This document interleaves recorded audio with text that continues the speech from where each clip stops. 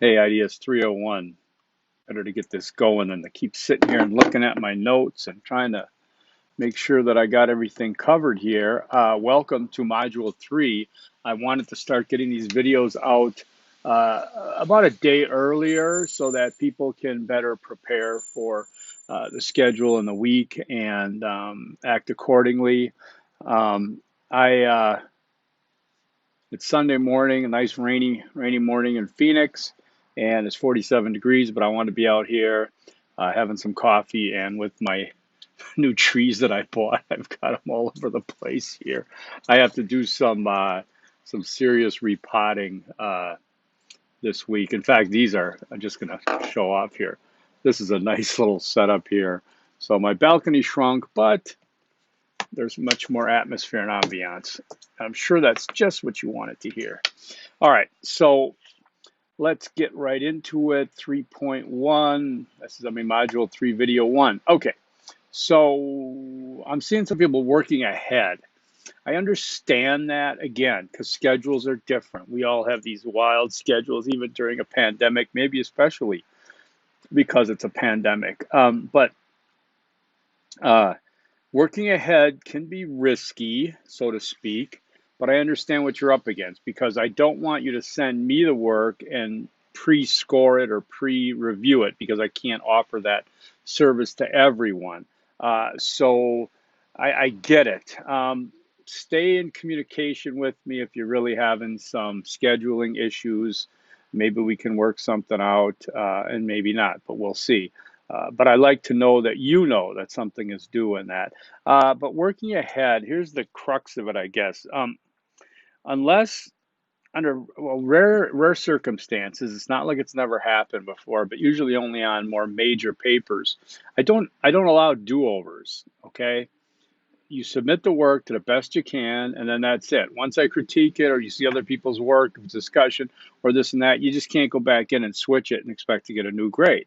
It kind of defeats the purpose of demonstrating your competency in a particular area. I get it, but it would just be like, everybody would just keep redoing things. And I know there are cases where it is done, but I don't want that expectation there, okay? It's a case by case basis and it's very rare, all right? Now, for 301, reviewing the pyramid 2.2 discussion board. Let me get into your grade page here. I acknowledge that there's issues with this discussion board. I won't get into all discussion boards, but this one does have some issues about it, missing certain criteria, what have you. So discussion 2.2, where is that? Where is it? Where is it? Module 2, discussion, no, discussion 1, right? Module, well, I'm on 301. Module 2.1, disciplinary approach pyramid. Okay, so while 1, 2, 3, well, actually I can do it this way, sort by grade, high to low. 1, 2, 3, 4, 5, 6, 7 people got all 40 points. 1, 2, 3, 4, 5, 6, 7, 8, 9, 10 were over 35, and 10 more, and then 1, 2, 3, 4, 5, 6, 7 had 30 and above, and then down to what have you, with no redos. All right. Wow. Okay, let me see. I don't want to overdo this. I think what I'm going to do, because people are still doing well in the class. They really are. You really are. You got plenty of time to make up some lost points and things. I'm going to acknowledge. So what I'm going to do here is I'm trying to think of, I'm going to try to do something here where, it was out of 40 points. I'm going to mess around a little bit, so don't freak out. But what I want to do is change that 40 to out of 15 points. That way, whatever score you have, the overwhelming majority of the class, over 15 points, of course, will be taken as extra credit then. So if you did get 28 and you're ticked off, or 24 or something like that, If I change it to 15, now you'll have, you know, that plus 9 points extra credit. I think I'm going to do that because we're going to run into some other issues here. But let me see if it just throws everybody into an A. I just can't do it. It's just not. It would lack academic rigor. But I'll figure something out. Okay. I just want you to let you know that I understand that was a tough one. And again, that's why I tried to emphasize through lectures, through instructions, that you need to identify a discipline. This is a disciplinary pyramid focus. So you have to identify disciplines. Occupations are not disciplines. Saying discipline is not a discipline. So yes, I was pretty strict on that because I thought it was clear. But anyhow, okay. So your other discussion of define a, interdisciplinary, there are 3 questions there. I think there's only about half handful that didn't turn it in. Most people seem to have gotten it pretty well done. Obviously, again, what I'm looking for is integration. I mean, I'm not giving anyone anything beyond the competency that we're at right now, okay? And that one thing was integration. And whether or not you're comfortable with me telling you to write that word 10 times, please do. I mean, this is just part of life. We got to do certain things to stay on task. I have a objective to that, okay? And I've explained this. To get integration in everybody's heads, like I said, in your DNA, in terms of from IDS equals integration, then you spread out and call things what you want. But I want you to get the integration part because too many people use words like, oh, well, it's multiple disciplines, and then we look at multiple angles of everything like that. That's multidisciplinary. That's not us. That's a double major, major, minor, extra disciplines. Again, go from integration, then talk about multiple disciplines, and then you integrate. You run into obstacles, you run into common ground, you run into one discipline maybe more important than another one. There's all kinds of things. Don't assume anything beyond the endeavor to integrate, meaning that you're not allowing one discipline to take over with no contribution from another discipline or more. It's integrative. And yes, I am rewarding that because I want to see it. And I've been really clear about doing that. Integration means that I know that you know now, okay? I've got you on that integration thing and, call it the, what was it, Stockholm Syndrome? I don't know. But, you're going to think like I want you to think. But everybody did really well there. Keep going with that attitude. I don't know if there's many more places to use that, but, I'm sure you'll find some, okay? The quiz, Module 2, Quiz 1, it looks like a number of people have already taken it. That's good. Scores look pretty darn good. And you can make sure you do that today, Sunday, before midnight, right? Okay, then you've got your plan of study. I think a lot of people are going to do those today. There's 3, 6, 7 turned in. Remember, don't give me a cover page. Don't give me a bibliography. Don't give me color. Don't give me diagrams. Unless you're going to show me your DARs, a little piece of it, fine. But just follow the directions and you'll be fine. I want to emphasize again about paragraphs. Okay? You are doing a disservice to anyone who you want to read your work if you are making one long drawn out paragraph, especially in a case where there's different points to be made, different prompts. I don't need bullet points per se, but a paragraph break, a line break. When there's 3 prompts and they're numbered 1, 2, 3, feel free to give me 3 responses, 1, 2, 3. I want to be really clear with that. When you reflect the question coming at you in a way that, you should have learned this back in the day when you have to answer a question.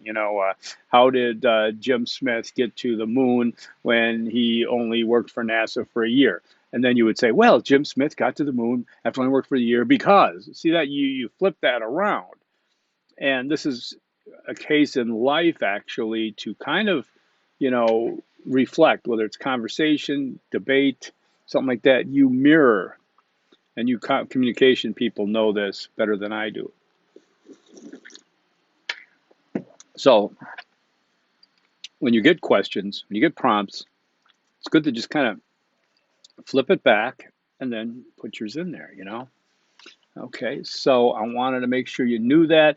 Citing the text in discussion boards is unnecessary. You're basically paraphrasing anyways, and you really shouldn't be quoting Tanner. It's fine. If you can paraphrase it, that's great. I'm not dinging people, but I really don't want to see it because typically some people cite the text on the bottom, but don't cite it in text. So it's just kind of a random citation. And I'd like you to get a little more disciplined and making sure that when you do have a citation at the bottom, that you're matching with an in-text citation on top, okay? Which is important. So let's go also with Times New Roman 12-point font, double line spacing, paragraph indents.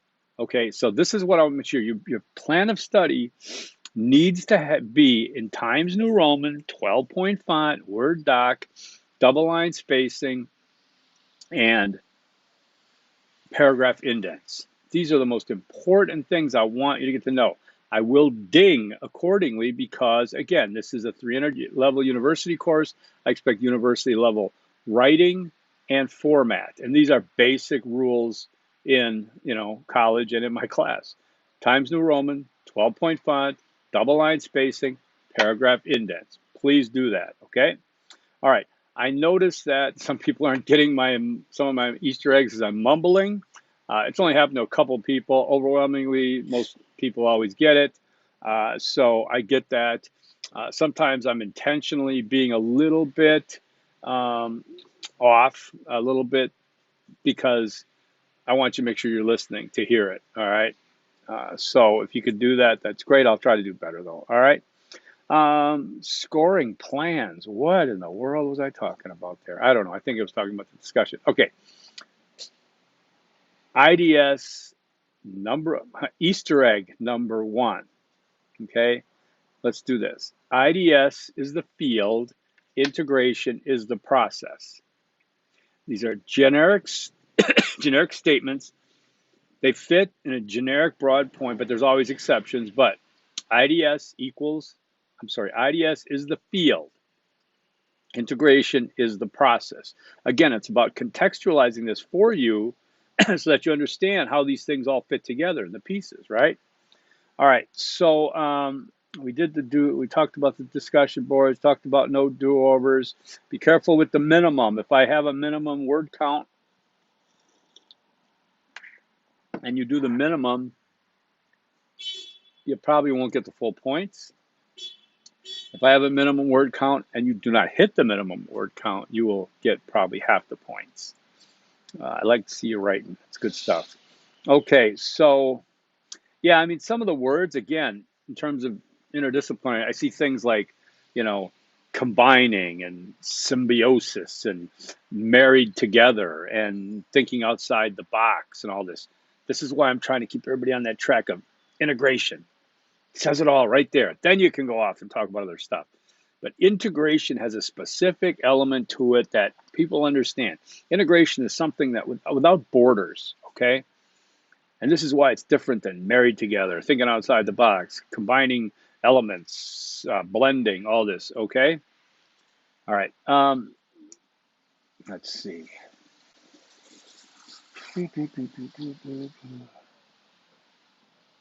Okay, if you say that in an interdisciplinarian is one who is established in multiple disciplines, and that's it, you're describing a multidisciplinarian. You are not describing interdisciplinarian because while that's true, that's only half the story, right? The other half is that endeavors to integrate concepts, terminology, themes, theories, to see how best to solve a problem, how best to analyze an issue, okay?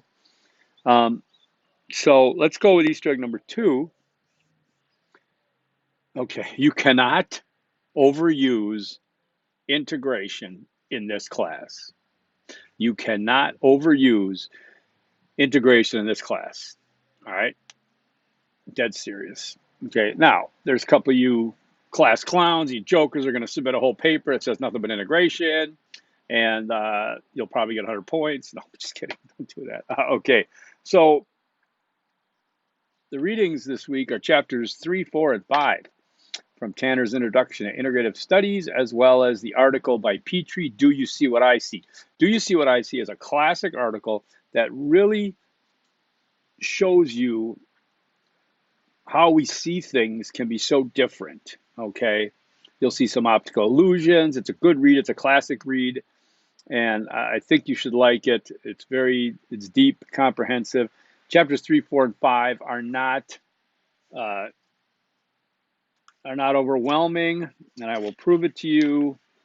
Chapter 3 is 13 pages. Chapter 4 is 7 pages. Chapter 5 is 7 pages. So that's 27 pages of pretty easy writing, because that includes the reference sections as well.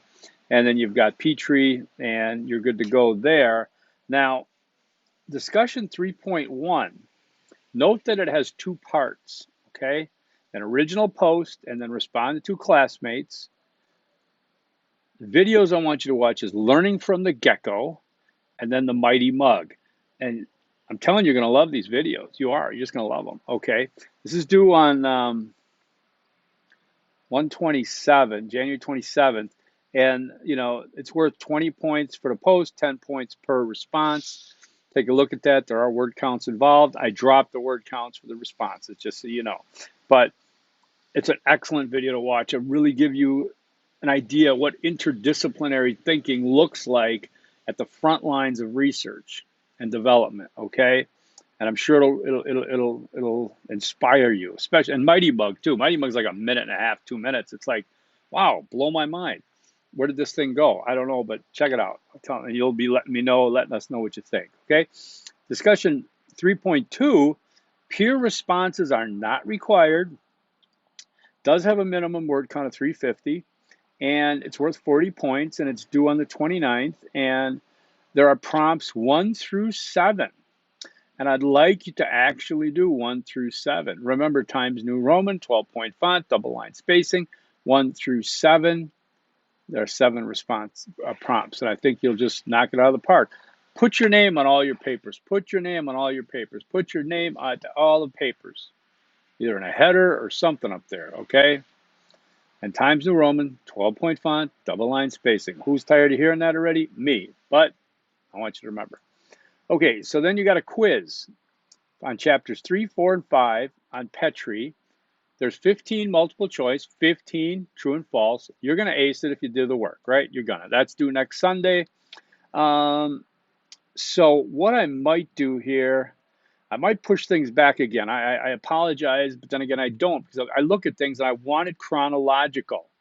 But I understand about scheduling. I understand about things. I don't want people to stress and have, freak out about late penalties and things like that. So I may push everything back to just Friday, Saturday, Sunday. All right?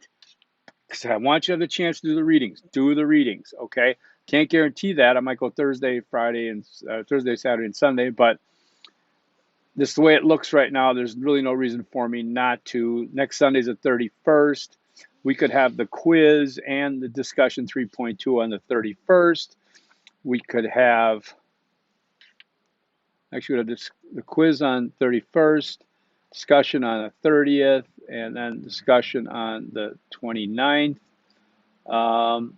That's all you have to do this module, huh? Well, I guess things have kind of opened up a little bit, but you had to do the plan of study. There's a couple of papers interspersed in here. Okay, I think we did pretty well. Of course, that's just me talking, and that's all this was, me talking. I'd use that as an Easter egg, but that's just not fair to any who are they playing? Tampa Bay fans? I don't think we have any. I know we got probably Bills fans and Chiefs fans. That's fine. All right.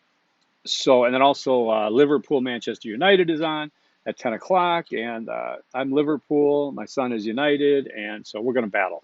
Anyhow, you guys have a great Sunday. Get a hold of me. Communicate. It's always good. And Easter egg number 3 is integration differentiates IDS from multi. That's all you got to know. Integration differentiates IDS from multi. I think you got that. I think we're getting to where you know what you need to learn there. Look at me, almost 20 minutes exact. Forks up. Peace. Have a great day.